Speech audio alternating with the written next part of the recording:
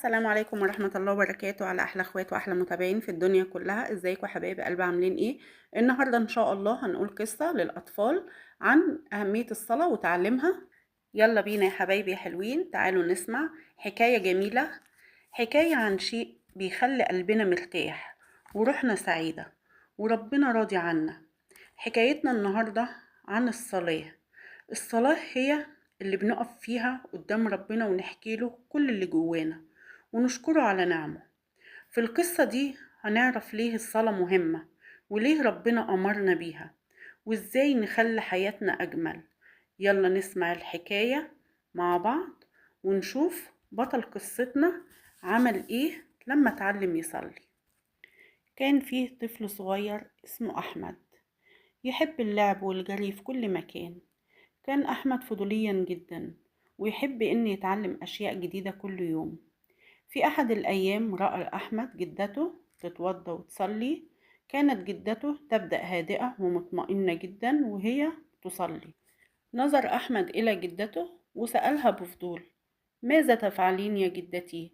ابتسمت الجدة بحنان وقالت: أنا أصلي يا بني، أتحدث مع الله وأشكره على كل نعمه. سأل أحمد: وهل يمكنني أن أصلي معك؟ أجابت الجدة بسعادة: بالطبع يا حبيبي، الصلاة هي هدية من الله لنا، وهي تجعلنا نشعر بالراحة والسعادة. بدأت الجدة تعلم أحمد كيفية الوضوء خطوة بخطوة، وشرحت له أهمية غسل اليدين والوجه والقدمين لتكون طاهرة قبل الصلاة. ثم وضعت الجدة سجادة صغيرة لأحمد بجانبها، وعلمته كيف يقف ويركع ويسجد، وشرحت له أن الصلاة هي 5 مرات في اليوم، وأن كل صلاة لها وقت محدد. بعد بضعة أيام أصبح أحمد يصلي مع جدته كل يوم. كان يشعر بسعادة كبيرة عندما يتحدث إلى الله ويطلب منه أن يحفظ عائلته وأصدقائه. مرت الأيام وأحمد ينمو ويكبر، والصلاة أصبحت جزءا لا يتجزأ من حياته. كان يشعر بالراحة والسكينة في كل صلاة، وكان قلبه يمتلئ بالنور. أصبح أحمد يحب أن يشارك أصدقائه ما تعلمه عن الصلاة ويحثهم على فعل الخيرات. وفي أحد الأيام جاءت معلمة أحمد في المدرسة وسألت التلاميذ عن أهم شيء يفعلونه كل يوم. رفع أحمد يده بفخر وقال: أنا أصلي كل يوم يا معلمتي، لأن الصلاة تجعلني أشعر بقرب إلى الله وتجعلني سعيدا. ابتسمت المعلمة وقالت: أحسنت يا أحمد، الصلاة هي عماد الدين، وهي نور يضيء قلوبنا وحياتنا.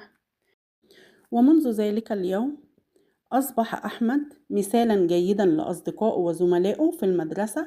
كان دائما يحرص على الصلاة في وقتها ويشجع الآخرين على ذلك. أدرك أحمد أن الصلاة ليست مجرد حركات، بل هي وسيلة للتواصل مع الله والشعور بالأمان والطمأنينة في كل لحظة في حياتنا. وعلم أحمد أن الصلاة هي أهم هدية يمكن أن نقدمها لأنفسنا. وهكذا عاش أحمد حياة سعيدة ومليئة بالخير بفضل الصلاة التي تعلمها من جدته الحبيبة. وهكذا أصبح أحمد قدوة حسنة في عائلته ومجتمعه. كان كلما رأى طفلا صغيرا يلعب ويلهو يقترب منه ويحدثه عن جمال الصلاة وأهميتها. كان يقول لهم: الصلاة ليست فقط حركات لنقوم بها، بل هي وقت خاص نخصصه لله، نخبره فيه عن أحلامنا ومخاوفنا ونشكره على كل شيء جميل في حياتنا. كبر أحمد وأصبح شابا صالحا، لم ينسى أبدا الدروس التي تعلمها من جدته. كان دائما يحرص على أن يكون المسجد جزءا من حياته، ويجب أن يشارك في صلوات الجماعة. وكان كلما سأل أحمد عن صلاته عن سر سعادته وهدوءه كان يقول لهم بابتسامة: السر يمكن في الصلاة، فهي مفتاح كل خير. وفي أحد الأيام ذهب أحمد لزيارة جدته، وقد أصبحت عجوزا كبيرة. احتضنها بكل حب وقال لها: شكرا لك يا جدتي، أنت من علمتيني طريق الخير وعلمتيني كيف أتصل بالله من خلال الصلاة. لقد غيرت حياتي إلى الأفضل. نظرت الجدة إليه بعينين تملؤها الدموع من الفرح وقالت: أنت يا حبيب نور عيني وسعادتي الحقيقية، أن أراك تسير على طريق الصحيح وتذكر الله دائما. وهكذا استمر أحمد في حياته، يحمل معه قيم الصلاة والإيمان ويسعى لنشر الخير في كل مكان يذهب إليه، متذكرا دائما أن الصلاة هي الهدية الأعظم من الله، وأنها سر السعادة والسكينة في الدنيا والآخرة. العبرة يا حبايب قلبي من الصلاة إن هي ليست مجرد فريضة، بل هي صلة مع الله، هي وسيلة للتواصل مع الخالق وشكره وطلب العون منه، مصدر للراحة والسكينة. الصلاة تجلب الطمأنينة للقلب وتزيل الهموم، تربية على الانضباط والمسؤولية. المواظبة على أداء الصلاة في أوقاتها تعلم الانضباط والتنظيم. نور يضيء الحياة. الصلاة تهدي الإنسان إلى طريق الخير والصلاح وتبعده عن الشرور. هي قدوة حسنة للآخرين. عندما يرى الأطفال الكبار يصلون فإنهم يتعلمون منهم ويقتدون بهم.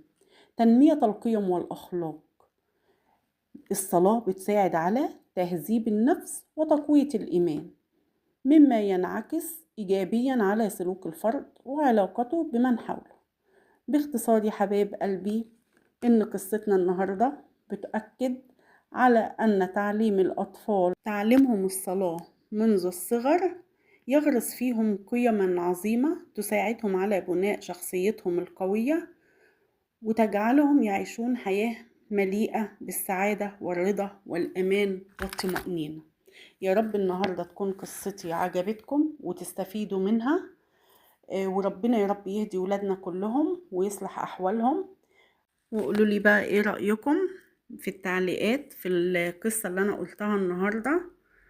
وما تنسونيش في اللايك والشير والسبسكرايب، وانتظر منكم ان شاء الله تعليق حلو كده زي قلوبكم الجميلة، وانتظروني في فيديو جديد ان شاء الله. والسلام عليكم ورحمة الله وبركاته.